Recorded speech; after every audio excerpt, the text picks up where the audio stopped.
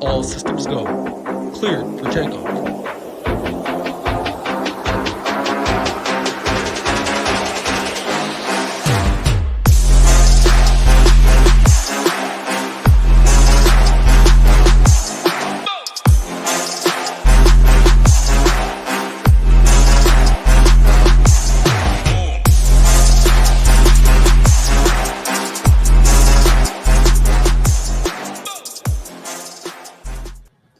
What is going on, YouTube? It's the SHIPIT Nation crew back. A little different face today. It's my guy Hamwich joining me from the freaking beach house, living his best life down there, subbing in for Titletown today, but that's fine. We got a 5-game slate. We're going to bring you the winners like we do each and every single day right here. All we ask from you guys, like button, subscribe button would be great if you have not subscribed already. We're sitting over 2,200 subscribers, which has been absolutely incredible. Since we kicked this off about 2 months or 3 months ago. Let's see if we can get to 3,000. We're making a push to 3,000, more giveaways, things like that will be coming right here on this channel. Before I bring my guy Hamwich in, before I mention some of you guys in the chat, we got to give a shout out to our guys at Drafters. Again, these shows are brought to you by our partners over on Drafters. Use that code SHIPIT, get you 100% deposit bonus for those best ball streets over there. There's a nice $3 contest, $30K to first, a nice $20 main contest with $300K to first, which we have the reigning champion, Mr. Titletown himself over here. Took home 250 stacks last year. Nice thing about this code SHIPIT is you do get 100% deposit bonus all the way up to $100. That's $50 more if you do the max than what they typically offer you. So only to SHIPIT Nation code members. So definitely head over to Drafters. Check those guys out. Our guy Big Marley and Titletown have been doing an excellent job in terms of the rankings, in terms of the content for the best ball streets, because we all know NFL is right around the corner. But hey, this is an MLB show. We have a nice little early game slate that the pitching kind of went bonkers with the two chalk guys and Joe Ryan, Zach Eflin. I mean, $21,000 combined in salary got you 9 points. So that wasn't the greatest thing that you wanted to see out of your pitching staff, but seems that way tonight, Ham. We got a 5-game slate tonight. Seems pretty interesting, but how we doing? How's vacation? How was the travel? How was the beach? What's going on, my man? Yeah, doing great down here in the beach. Jacksonville Beach, Jack's Beach is what the locals call it. So anybody that's down here, I just say hello. It's going good, though. Weather's nice. Beach is always nice.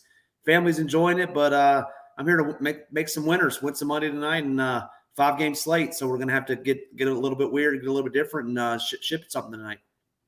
Yeah, 5-game slate. Definitely one of the slates where roster construction, game theory, and ownership I pay more attention to in smaller slates. We just seen that on the early slate.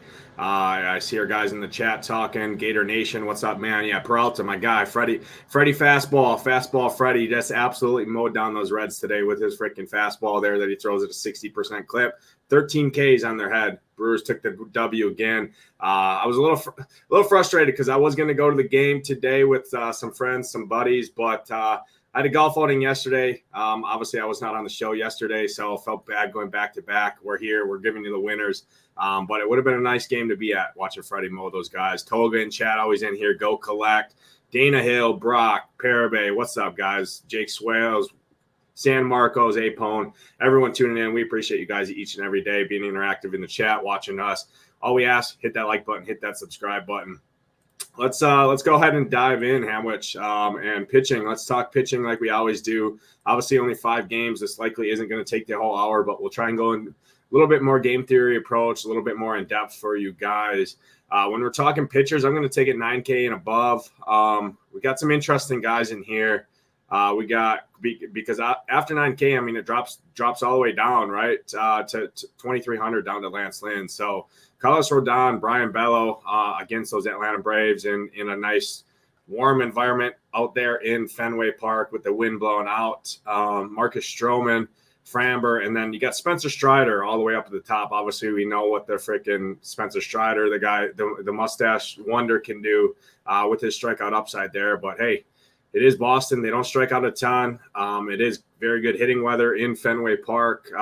Very hitters friendly park. Excuse me, but the end of the day, it is still Spencer Strider. I mean, he can strike out anyone. So where are you going in this top range? I'm seeing ownership kind of condensed around two guys in particular, in Framber Valdez and Carlos Rodon there. And then Spencer Strider a little bit behind, but I do think Spencer Strider's ownership is definitely going to be lower than typically what we would see on a 5-game slate due to his salary, number one, due to the matchup, and due to the price tags on these bats that everyone wants to play Atlanta in that hitting condition. And well, guess what? You can't 5-stack Atlanta and play Spencer Strider due to salary constraints unless you do have a cheat code, which personally I do not. So where are you going in this range, Hamwich, at the top? Let's start with Spencer Strider. I mean, he's obviously striking out over 35% for both sides of the plate. But when you talk about his price tag, which is 12.7, I mean, even if he gets 30, I mean, that's, is that really paying off his price tag? The Red Sox don't strike out that much. I mean, on a 5-game slate, I think you got to have some Spencer Strider, but I would definitely diversify, and I think you can get off of him if you want. I mean, 12.7 is a hefty price tag. He's going to have to get, I would say, I don't know. What do you think, Nate? 40, 45 to absolutely just be a must-have. So I would limit my exposure. You got to say something. Go ahead. Yeah, I mean, it depends what the bats do, obviously. So if Atlanta offense goes out there, right, and hits 5-6 home runs in against Bello and the Boston Red Sox pen in the guaranteed 9th inning at bats, I mean, the good hitting conditions, all that. I mean, those guys are expensive. And maybe if Spencer Strider does get you 35, 40 points, which he's very capable of doing, maybe he's not still on the winner. We've seen that a couple times this year with Spencer Strider at this price tag, especially on smaller slates, because he plays on the best team in baseball. I'll say it, the best offense in baseball, and everyone on this roster is very expensive. And if they go off, it's hard to afford both. So it could be a situation, hey, if the bats let down, which overall the offense is kind of weak on this slate outside the Braves, obviously, we'll talk on that. It could be a situation that, hey, if the Braves bats go nuclear, Spencer Strider isn't needed because, number one, you just can't play play them together. But if Strider does go out there and throws his 13, 14 Ks, it's going to be hard to see him not being on the winner. That's unless literally everyone in the Braves lineup does hits a home run or something, right? Because then the mini stack Braves and the Strider combinations come into play with another offense on the slate, because there is still 9 other teams, right, to talk about. So that's more the conversation with Strider. But man, 12.7 is an expensive price tag to pay. Yeah, no, great breakdown there. And I mean, the thing with Spencer Strider, in my opinion, he's been bulletproof really over the last 5 starts in the sense that every game he's had 10 plus strikeouts except one.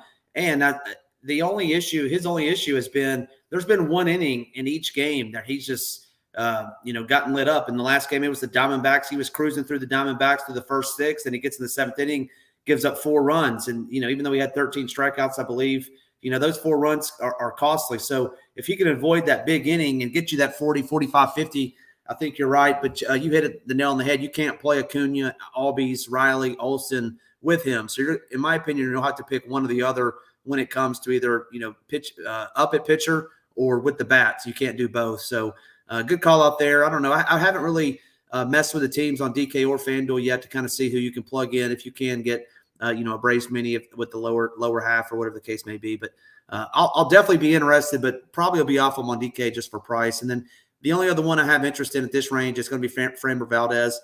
He's Mr. Consistency. He's been consistent all year. Good matchup against the Rangers. JP France mowed this team down last night. Now they have to face a lefty. He's pretty much, locked and loaded for 6-7 innings. Strikeout numbers aren't the same as what Spencer's are, but if he can get you 6, 7, 8 strikeouts, he can match Spencer. So those are the only 2 I have in that 9K and above range, Nate. Yeah, I'm kind of with you a little bit. I do have a little bit of interest in Marcus Stroman, just because he's getting squeezed in this range. Again, I'm seeing Framber being the chalk of the slate because, again, there is that discount, almost $2,000 off of Spencer Strider. He does get this Texas team. Everyone saw what France did to this Rangers team without Corey Seager last night. Now this team still without Corey Seager, likely. I mean, you got Robbie Grossman projected to hit in the freaking 2-hole. And typically these guys, I mean, they don't hit for the same amount of power against left-handed pitching and especially on the road either. I mean, their team ISO at home is typically north of 220, 230 Whereas on the road against lefties, I mean, their ISO is sitting at 160 for this projected lineup here. So I do think people kind of start their teams with Framber quite a bit. I mean, if you want to do a Framber and Spencer Strider build, it's going to be very hard, but it's going to be also very unique, in my opinion. I think people are grabbing one of Strider, one of Valdez, dropping down to Lance Lynn, which we're going to talk about in the next range against the Cubs there in Chicago. Little in-state rivalry there between those guys, because I am seeing Lance Lynn 35-40% ownership, and you get a nice price point. Again, people want to pay for some of these bats. They're expensive. The Astros are expected to get Altuve back tonight, expected to get Jordan back tonight. I haven't seen the lineup come out, but I did see both of those guys get reinstated off the IL there. So for me at the top, I do think Spencer Strider is my favorite, just because we're getting an ownership discount at Spencer Strider if he does go out there and mow these Red Sox down, which he is capable of doing by any means. I mean, this guy is an absolute freak on the hill. I mean, he's got incredible stuff, incredible talent, incredible strikeout upside, and I get it. It is hot. Wind is blowing out, but, man, they need to make contact with the ball first, and Spencer Strider gets a ton of swing and misses there. So I do like Spencer Strider just at that discounted ownership, but, man, he's tough to he's tough to play in terms of the salary. So I'm going to have to play around with teams a little bit. But if I had to pick one at the top, it'd be Spencer Strider. I'm probably saying Framber number 2 for me. And then if I had to pick a third, it would be Marcus Stroman, just because he's getting squeezed there. I'm seeing a decent amount of ownership on Carlos Rodon. I really just have no interest in Carlos Rodon. I'm not going there. I get the reason people are going there for his price point against these Mets, but overall, I just don't like picking on these Mets too much. They just don't have a ton of strikeout upside. I mean, they got 2 guys at the bottom that strike out a lot in Alvarez and Mendick. But outside of that, I mean, everyone else is right around 20% or lower. So at that ownership, I would just rather play Lance Lynn at a similar ownership and the salary savings. So that's for me at the top. Let's hit on the rest of this range, the rest of these pitchers on the slate. Lance Lynn, definitely a talking point here, but does get the Chicago Cubs matchup. Obviously, the Cubs, Lance Lynn at home has a nice 6.5K prop. I think he's favored as well, or slight dog here, but 6.5K prop at 7,700, I think is the reason he's getting a ton of ownership. And then he's also obviously facing these Cubs. But hey, if you look at these Cubs on the road against righties, they just don't strike out a ton. They started to hit the ball. I mean, Bellinger, Nico Horner, these guys are starting to play. I'm seeing them hitting home runs. It's great hitting weather there. So hit on Lance Lynn in particular, and then it drops off quick, man. You got guys like Alex Wood, Hogan Harris that are probably going to get some ownership there. Because, I mean, there is bats to spend on. If you want to spend those Braves, hey, you can double pump pitcher in a combination like Alex Wood, Hogan Harris. Talk on that. Any interest in Andrew Heaney? And then one note too, right, for the Giants, Ryan Walker, I believe is opening for Alex Wood. So Alex Wood is not starting. Definitely will. I don't think he comes in play at all on FanDuel without the quality start and the win upside there, which is huge. So hit on this lower tier, and in particular Lance Lynn. What you doing with him? Yeah. For me, I have tons of interest in Lance Lynn. I think Lance Lynn has. I'm not going to say he has the same K upside as Spencer Strider, but I think he has a better matchup for strikeouts, and I could see him actually leading the slate today as it relates to strikeouts. I think 10+ cases in the realm of his possibilities. One of the sites I look at, he is actually projected to throw more strikeouts than Spencer Strider, so we know he can do that. He has a long leash. He's going to go over 100 pitches. The wind and the weather is the biggest factor there.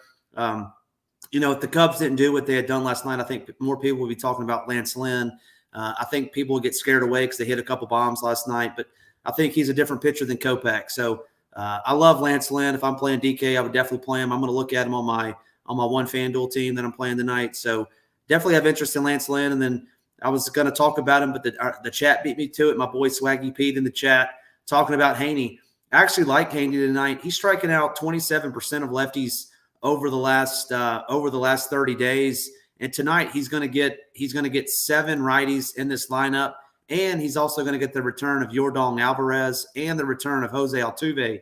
Now, understand that those are big bats, obviously, but first came back off the IL. You would imagine they'd be rusty. I'm assuming they probably did some rehab stint, but, facing a AAA pitcher for an at-bat or two is a little different than being up in the show facing Andrew Heaney.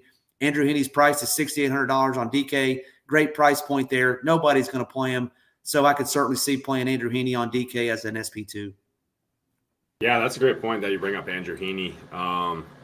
Because, man, he does have a 24% K rate overall. Obviously strikes out a lot more of righties versus lefties. And we know with this Astros lineup, I mean, outside of obviously getting Jordan back tonight, I mean, typically they've been rolling out 8 righties. Well, it doesn't change here tonight. They're rolling out 7 righties. Andrew Heaney does good against the right side of the plate. I think Andrew Heaney's definitely in play down here. I mean, he's not going to have a ton of ownership at all. I actually have some ownership in full punting pitcher a little bit with the guy, Alex Wood. I played Logan Webb last night, absolutely mowed down the same Athletics team here for his price. I mean, he was needed. He had a great game. I think Alex Wood, despite not even starting out here, I think he comes in the second inning, third inning, whatever, still pitches. I mean, he could still pitch five innings, get some strikeouts here. We know what this Athletics team, I mean, they strike out at a 27% clip against left-handed pitching on the road. Not afraid of any of their power. I mean, Team ISO just 104. So I do like Alex Wood at 6K flat. He is going to get some ownership, but I don't care. I think his ownership is going to be a little bit lower now that the news did come out. Ryan Walker is going to open there in San Francisco. So I do have some interest in them. And then if you want a full punt all the way down, 5,300, Hogan Harris, I do think is not the worst play. I mean, he still has a 20% K rate on the season. These Giants haven't been great. And hey, he allows you go to those two and just absolutely spend up at all your bats. It's going to be a contrarian route on the slate. So I do like that. Lance Lynn's an interesting talking point because looking at his numbers over the last 30 days, I would like to see this Cubs lineup. I would like to see more lefties in this Cubs lineup. Obviously, you're going to get 2 for sure in Tauchman and Cody Bellinger. But Lance Lynn's numbers against lefties aren't great. I mean, gives up a 172 ISO over the last 30 days, just a 20% K rate. Fly ball rate of 30% in that good weather, low ground ball rate. So if some of these lefties can get to him, and that starts in the back of Bellinger when we talk in terms of bats, I think Lance Lynn at that ownership could be an interesting talking point, but man, it's just the nature of the slate overall. So I do think Lance Lynn is firmly in play. I'm going to have to look at that a little bit more, keep an eye on that Cubs lineup to see if they do roll more lefties in there. If they do have more lefties, it's definitely going to lower my interest in Lance Lynn overall. Go ahead and give the people your top 3 pitchers on the slate because obviously it's kind of a gross pitching slate overall for a 5-gamer. Yeah, just let's take a look at it. I think number 1 for me, I think I'm still going to roll with Spencer Strider as my number 1 pitcher. I would say Framber is number 2, and that Rangers lineup just came out, and your boy Zeke Duran's in the 2-hole, so that you might like some Zeke at number 2. And then I would say 3A would be Heaney, and 3B would be Carlos Rodon, who we didn't really touch on. He's not striking anybody out, but if I had to go to a 4th, that's who it would be. I'm not interested in Hogan Harris or anybody else. Yeah, no, for sure. I didn't mention Lance Lynn. I'd have a lot of interest in Lance Lynn, so I skipped over him. So I'd say Strider, Valdez, Lance Lynn, then Heaney would be the 4 that I'm interested in. Okay. Yeah, I'm going to go a little bit different. I'm going to go Spencer Strider, number 1, just at the discounted ownership. Again, it is still Spencer Strider. He does have, in my opinion, the most upside by far on this slate. So I like Spencer Strider. I'm going to go Alex Wood in my top 3 there, top 4, just at the discount with the matchup in Oakland. 6K just allows you to do a lot with your roster. I'm seeing sub 20% ownership on him. I just played, again, Logan Webb last night in the same matchup, so I like him. I'll go Framber, number 3, and then if I had to grab a 4th, it would be Andrew Heaney against Houston there. I pay more attention to ownership on a smaller slate, just like getting contrarian a little bit. And the last couple of days, I've paid all the way up for bats, and it's treated me well with these cheaper pitchers. And yeah, I see it in the chat. I mean, the ball is going to be flying. It's 70+ degree dew point there in Chicago, which means obviously it's very, very humid. 85, 88 degrees, wind blowing out slightly. at the White Sox Stadium there. So I do think the balls are going to be flying and at that ownership in those game environments. The best hitting conditions on the slate, I think, contesting with Fenway. It's definitely an interesting talking point when you see 40% Lance Lynn and his home run issues that he does have. So that's kind of the reasoning there for me. Let's touch on the bats on this slate. We got 5 games obviously on tap here tonight. It starts with the game in Yankee Stadium. We got Carlos Rodon on the mound, Jose Quintana for the Mets. Do you have interest in this one? Under a 4 implied run total for the Mets against Rodon.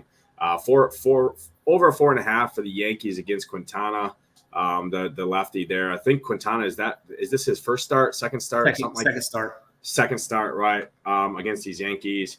Touch on that. It is Juan Carlos Stanton, my guy, against a left-handed pitcher. Hit on that in particular, and then any other interest in this game. Yeah, I think I'm gonna skip out on the Mets. I mean, there's a couple that have some good numbers against him. Obviously, Pete Alonso you can play, but in this scenario, 10 games only, I'm gonna pick on pitchers that I don't have any faith in. And Carlos Rodon historically has been good. He's throwing the ball 95, 96 miles an hour. He can blow up by some of these Mets, in my opinion. So I'm off the Mets. And when it comes to the Yankees, you mentioned it, and I'm sure you'll bring it up, Giancarlo Stanton against a lefty, always mashing them. They have some righties, rolling out 8 righties in the lineup tonight. I think a couple of these guys, the catcher Kyle Higashiyaka was has potential to take him deep too, batting in the 8 hole. So I don't mind these righties. I mean, you only have 10 teams to choose from. The Yankees will be one of the teams that definitely my player pool will have a couple players on them if I choose to go multiple teams. Yeah, great breakdown. I do think I have a little bit of interest in these Yankees. I mean, they just hit left-handed pitching way better. We've seen it all season long, even without Aaron Judge in the lineup. Starts on the back of $5,000 Stanton. I mean, the dude could hit as many home runs as he wants, and his price point just never moves from $5K. That's like as high as DraftKings wants to price Stanton. But I mean, the dude, I get it. It's only 6 plate appearances, but he's hitting over 1,000 ISO on the season at home here. Pulling up the weather in Yankee Stadium. Let me just double check here. I'm seeing mid-80s, wind blowing kind of out to left field a little bit, blowing across. So I do think it's pretty solid hitting conditions, and I do think these Yankees are firmly in play. Looking at the stack rankings, I mean, I'm seeing them right now projected to be like the second highest owned team overall on the slate, which I think is fine. There's so many ways to get different in baseball, but if I had to pick Stanton, it starts with there. Harrison Bader is a very, very nice price point play there at $3,500 in the outfield. He hits left-handed pitching very well. DJ LeMahieu, Anthony Volpe there at the shortstop at $3,100, I think is an interesting play. And then, at the catcher position, $2,700, Kyle Higashioka. I mean, we've seen this guy have 2-3 home run games, break slates before, and he's just $2,700 hitting for power. 456 ISO at home on the season against lefties. So I do think the Yankees are firmly in play for me. 5-man, 3-man stacks. I like. I'm not really a believer in Quintana here, and I don't really think you have to be scared here. It is pretty solid hitting conditions in Yankee Stadium. On the Mets side, I mean, Pete Alonso's back. The Mets are kind of interesting a little bit as a mini stack. Just Lindor, Alonso, and Tommy Pham, that 3-man there. Add in Mark Canha, he's cheap because, again, Rodon is projected to be 40% owned. And these Mets, I mean, Pete Alonso seems to be locked in right now. He hit a double dong last night, I think. And Lindor can always get there, steal some bases. Tommy Pham can always hit a home run. These guys are cheap. A little double leverage there against Rodon. So I do think the Mets, in terms of a mini stack, I'm not going to 5-man stack the Mets, but I don't see anyone going to them. And, hey, you're getting a double leverage against Rodon there. Let's jump into the next game, and it is the the Fenway Park game. It is the Atlanta Braves offense, guaranteed 19 at bats, 5 to 8 mile an hour winds blowing out, mid-80s, 86 degrees to start the game. Where are you going in this one, man? It is Brian Bello. It is our guy Spencer Strider on the mound, but best hitting conditions on the slate that I'm seeing. Do you have interest? It's always the Braves, right? 1 through 9. You can always play those guys, and then any of these Red Sox against Mr. Strider. Yeah, I think on the Red Sox side, the only one I would even consider would be Rafael Devers. Once again, I mean, I don't want to pick on a pitcher that could theoretically strike out, 12 to 15 batters. I mean, he obviously he could give up a dong or two, especially in these conditions. But I'm going to pick on a bad pitcher, somebody who I think is a bad pitcher, and Spencer Strider's not that. So Devers as a one-off only for me. Then on the Braves side, man, righties profiling very well. Lefties, Matt Olson. I mean, I think you can pick your poison, but you're going to have to pick one or the other because you're not going to be able to get the pitcher, meaning Spencer Strider and the top-end bats on the Braves. So I think it's one or the other. Matt Olson versus a righty is always dangerous. Marcell Ozuna profiling very, very well versus Bello. He's always a tough click. I seem to core him almost every night, it feels like, and he always goes 0 for 5. But I'm not giving up on you yet, Marcel. But stack these Braves up 1 through 9. But, once again, pick your poison if you want to play Strider with the Braves bats. Yeah, I do love the Braves. Braves are my favorite offense, I think, on the slate tonight. I mean, they just smash right-handed pitching, guaranteed 9th inning at bats, great hitting conditions there. I mean, who runs better than the Braves, right? Have a great home park in Truist, especially being in Atlanta, heart of the summer, right? Super warm in Atlanta. Well, now they come to Boston, where it's also super warm, wind blowing out too. Great hitting conditions, great hitting park. I love these guys. Looking at the last 30-day numbers, I mean, everyone pretty much on this entire team is bright green. It starts with Acuna, Albies, Austin Riley's been locked in at the plate, Matt Olson. I mean, Sean Murphy, Michael Harris, I love down in the 9-hole. Orlando Arcia, don't sleep on him at shortstop. Everyone sleeps on him. He is $4,000. It is a tough click at $4K to click on Orlando freaking Arcia. I mean, he's there for the defense. That's why he made the All-Star game, obviously, but he can hit a little bit. Always goes super low owned in this stack because he is expensive, shortstop position in the 8-hole. But give me a little wraparound stack and Arcia, Michael Harris, and jump up to the top. 1 through 9 firmly in play. I don't love Ozuna and Rosario, but man, those guys can always hit bombs. We've seen it, and they're sub 4K. So 2 of the cheapest bats in this lineup or the 2 cheapest bats, in this Atlanta Braves lineup. Like these guys on the Red Sox side, not a ton of interest. We're not seeing a situation where Spencer Strider is 60-70% owned like we have seen on slates this season. I just don't think you need to go to these Red Sox. It is still Spencer Strider at the end of the day. Like you said, Hamwich, he can still strike. He can go out there and strike 12 to 15 batters out, and you're going to be stone dead if you have bats against him if that happens, which is definitely in the realm of possibilities. I mean, 10-plus strikeouts in each of his last 5 starts. So not a ton of interest in the Red Sox, maybe just a one-off home run power, and it starts with Adam Duvall, starts with Rafael Devers for me. They both hit righties pretty well in Fenway. Tristan Cassis, I think, is a fine play there at 2,900 for power guy, but overall not a ton of interest personally on the Red Sox side.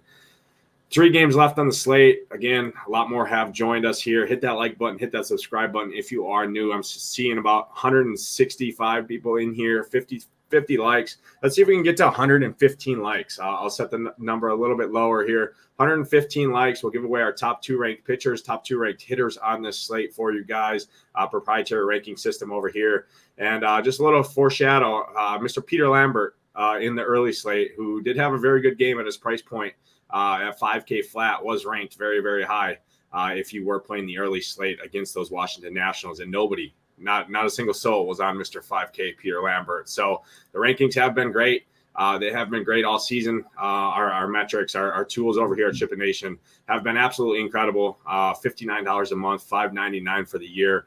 All the major sports, PGA, NBA, MLB, NFL, when it comes back, NHL, obviously, MMA, you name it. We have projections, we have tools, we have content, we have rankings, everything to help you out. And not just be core oriented, right? That's the biggest thing. We have tools and projections, proprietary information to help you guys make your own teams. Ask us questions in the Discord. Ask other great members, very, very knowledgeable winning members in the Discord as well. Questions in terms of lineup construction, game theory, that kind of stuff. So $59 a month, $5.99 for the year. Very, very cheap price point for everything that you can get in. Cheapest all-in rate in the entire industry. Next game on the slate, we have the Texas Rangers heading into Houston to face Framber Valdez. Obviously, the chalk of the slate in Framber that I'm seeing. Rangers have under a 4 implied run total against Framber and his ground ball pitching there. Framber's been great all season long. Think it kind of takes my interest away from these Rangers, but it is still Texas. It is still good offense. Texas is definitely going to be low owned because everyone wants to play Framber. But Framber is still 10-9. I mean, he still is expensive. You aren't getting a discount. Texas only strikes out at a 20% clip on the road against lefties. Hit on that, and then any of these Astros bats with the return of Jose Altuve and Jordan here. Yeah, one of the things I like to do, especially on a small slate, is always play a guy that's as a one-off against a high-owned pitcher that's normally batting out of lineup, if you will, and that's Zeke Duran, who I mentioned earlier, is normally 7th, 8th, 6th at times, but tonight he's batting in the second hole, which obviously is good for him. Full 9-inning at bats, nobody's going to play him. That's a great leverage spot in my opinion. He's got power, speed, upside. He's got some power behind him, so they're going to want to pitch to him. So I don't mind Zeke Duran, especially as a one-off. If you want to go 4-3-1, I heard Jake Swells in the chat talking about that earlier. I think that's a great move on FanDuel tonight. So definitely have some interest in him. And then Josh Jung and my boy Adolis Garcia, who let me down last night. I mean, they actually profile very well versus Framber, according to our metrics. So I like that. And then I don't think I'm going to be on any of these Astros. I mean, they got the return of their two of their superstars. I said I had a little bit of interest in Heaney. I'm gonna wait and see it because I think I like Heaney has the upper hand tonight against these Astros, and if they beat me, the Astros beat me. But that's kind of where I'm going tonight. Yeah, one guy I will bring up is Chas McCormick. $4,100 against a lefty. I love him. Martin Maldonado's hitting the ball pretty well, hits lefties pretty good. Kyle Tucker hits lefty pretty good overall. So I do think, I mean, when you get two star players, right, and Altuve and Jordan back, morale wise, I think that definitely boosts your team overall a little bit. So they could rally around, definitely get a spark that they need in terms of offense. So I don't think it's the craziest play in the world. They do still have right around a 5 implied run total against Andrew Heaney. Heaney does still get barreled despite his strikeout numbers. I mean, he still has 11% barrel rate on the season. So I don't hate the Astros overall. Chas McCormick, I think, is a great play. Like I said, Kyle Tucker. Jose Altuve actually hits lefties very well as well. A little bit of struggle there at 5,700 his first game back, but I think he hit a bomb his first or second game back, the first go around here. So I don't hate that, but have a little interest in these Astros. Also have interest in Heaney. It's just the nature of the slate. On the Rangers side, yeah, Zeke Duran was hurtful for me last night with the goose egg, but batting in the 2-hole, stolen base, home run upside, I think is a great play there at 3,500 at the shortstop. Don't hate that. It's just Young against a left-handed pitcher. Always can play him there at 4,600, but not a ton of interest overall for the Rangers. Framber's still a ground ball pitcher for the most part.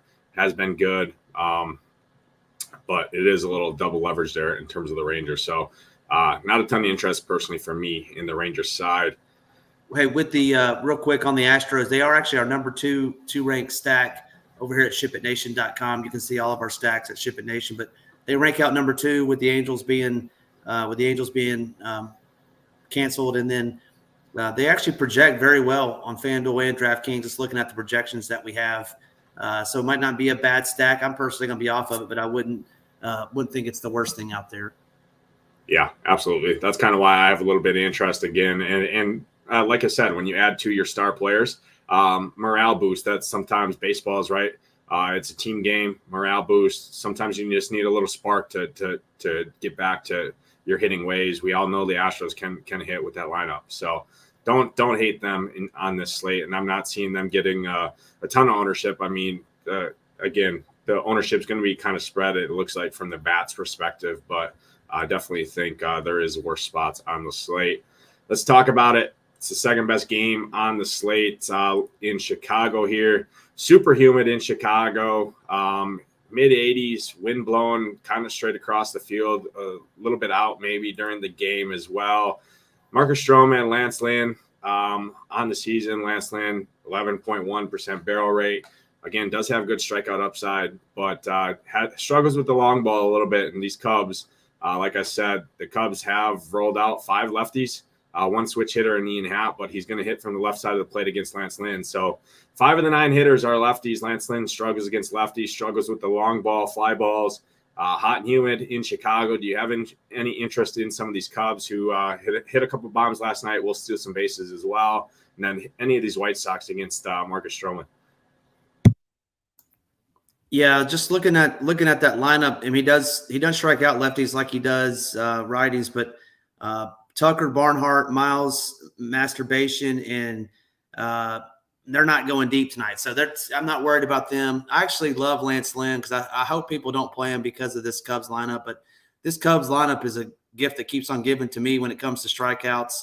I'll take Lance Lynn over these Cubs. That's kind of my big take today is I'm not playing these Cubs, playing Lance Lynn. And then I'm not interested in Marcus Stroman. I don't think anybody's going to play him, but I'd have some slight interest in these White Sox bats on the other side. I mean, we talk about the weather, but Stroman had his worst outing of the season last time out. So 5 days later, if he has another bad day, I mean, Luis Robert, Eloy Jimenez, Andrew Vaughn, Jake Berger, all profile very well versus Stroman. So give me some of these White Sox bats and give me Lance Lynn to strike out 10-plus Cubs. All right, 10-plus Cubs. He's saying striking out here, and I stand corrected. Our guy in the chat, minus 150, not for me.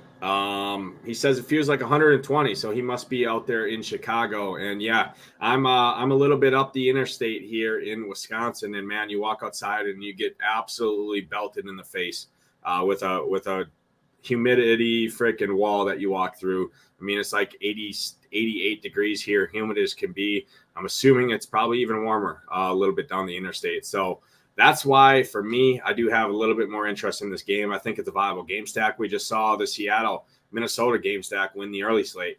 I think this is a very viable game stack here. You just talked about it. Marcus Stroman struggled his last start out. 5 days later here, we get him with some of these White Sox bats, Luis Robert, Jake Berger, Andrew Vaughn. I mean, I like this White Sox lineup.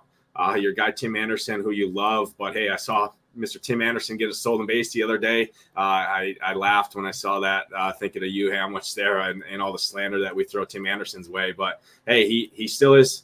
He might still have something in the tank. Not that I'm signing up and running to the window to play Tim Anderson, but I don't think it's the craziest thing. I do think this is a viable game stack. I like both sides here. It's just a bet in the ballpark. Pretty solid hitters park. Great hitting weather overall. I mean, possibly the best on the slate outside of Fenway. And hot and humid, ball tends to fly. So I don't mind it. We just seen that in Cleveland again on the early slate. Cleveland, hot and humid there, and some guys were launching bombs out of there. So Hey, definitely go ahead. Let me ask you a question. You might know, or minus 150 might know, but we always hear about wind as it relates to Wrigley Field. I mean, is the wind the same on the south side at the White Sox Stadium, or is it a little bit different wind? Do you know, or I've never. I don't know. I just see about 7 to 8 mile an hour winds blowing out kind of the entire duration of this game. Again, feels like 100 degrees. So that's kind of, I don't think it does the same, but maybe it does. He's in there. I see yes from him in the chat. So maybe it could be a thing. But again, a little bit of wind, feels like 100 degrees, hot and humid.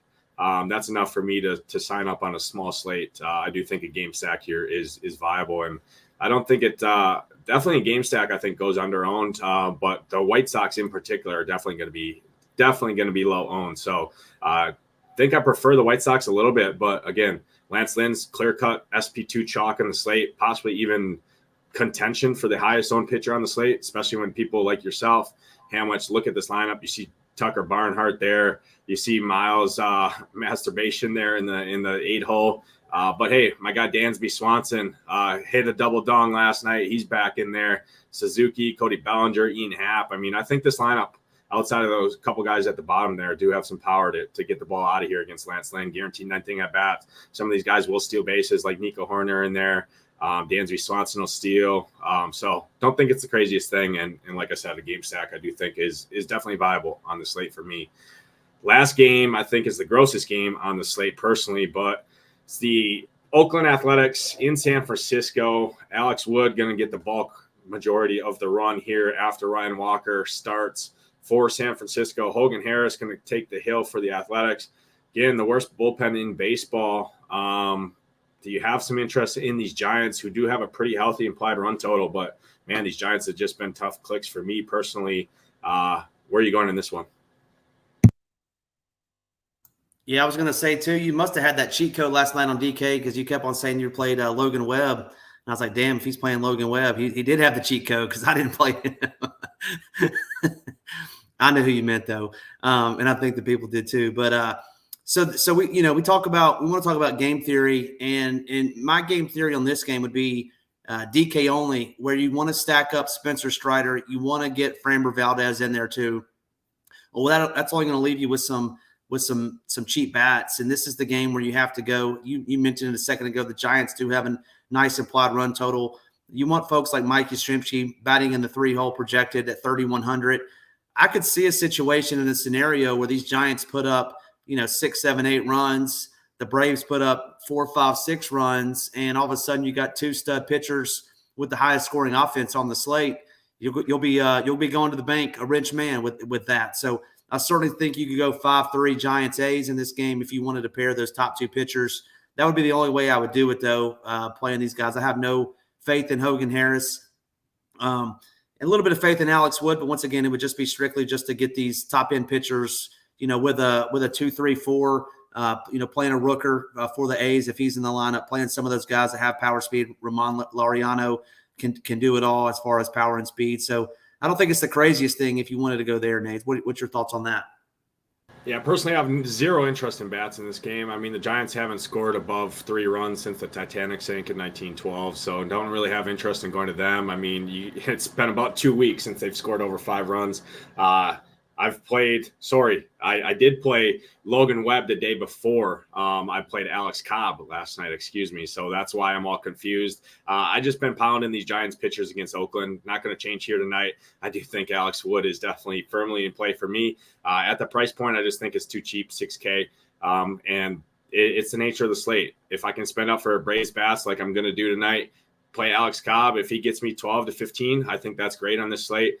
On the flip side, I think Hogan Harris can go out there and manage the game. Again, these Giants have been bad. They've been very bad. I mean, you look at the game logs, there's a lot of breadsticks in there. They're eating at the Olive Garden, all-you-can-eat breadsticks out there with their run totals on the slate. So no interest in bats in this one, not even one-offs. I mean, 59 degrees out there in San Francisco. Much, much better hitting conditions on this slate. So I like both pitchers in this one. No bats for me as the late night hammer. I don't mind actually pairing both of these pitchers up, paying all you can get on the bats aspect, stacking all the guys up and just hope the bats win the slate, which they have done for me lately with the Dodgers.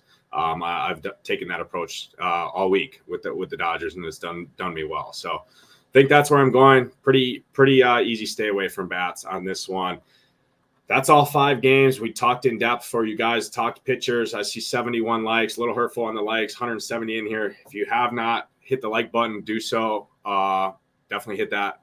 See if we can get to 115 while we go through our favorite pitcher, our home run call of the day. If we do get to 115 likes, like I said, we will give away our top 2 ranked hitters, our top 2 ranked pitchers over here. But it's that time, Hamwich. It is your favorite low-owned pitcher on the slate. Where are you going? Yeah, favorite low-owned pitcher. I'm going to stick with Andrew Heaney as my favorite low-owned pitcher of the day. I think he can come in here and get, 6 to 8 Ks and limit the damage, sub-3 earned runs. And it's a big game. It's for the division lead. Obviously, you got 2 months left to play, but it's an important game for the end of July. So give me Heaney to come out and hopefully dominate these Astros. All right, Andrew Heaney, nice call. I'm going right back to this last game. I don't care he's not starting. He's going to get the bulk of the run. At least I hope so. If he doesn't, well, I'll push my chips in and play tomorrow like we always do. But it's going to be Alex Wood against those Oakland Athletics. I talked about it quite a bit. I like Alex Wood here tonight at 6K flat. That's where I'm going at pitcher. Again, seeing sub 20% ownership, which is pretty good on this short slate here. How much your home run call of the day? Where are you going? I'm going to go a little bit off the board. I think it's off the board anyway. I'm going to go to that game that you talked about, that win. Y'all got me sold on this win, and I think it's going to happen today, batting in the 3-hole. But I'm going to the other side of the dish. I'm going Luis Robert, that home run call of the day for the White Sox. All right. I like it. Luis Robert, or Robert, as people like to say, there in Chicago, the battle of the Chicago teams on the south side tonight here. Great call there. I'm going to do it. I'm going to go to my favorite team of the evening here, and I'm going all the way up at the top. I'm going Mr. Ronald Acuna, 6,700. Greatest player in baseball, home run, speed, upside. I mean, outside of Mr. Ohtani, like we say. I love Mr. Ohtani, but Ronald Acuna, I like him. And then I'm going to give the little 8-1 stack. I'm going to Orlando Arcia as well to go deep there in Fenway. So give me the little 8-1 Brave stack, Arcia, Ronald Acuna. I think they both go deep tonight.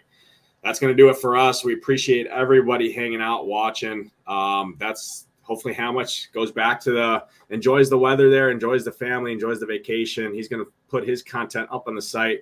I see Hoops slate plan.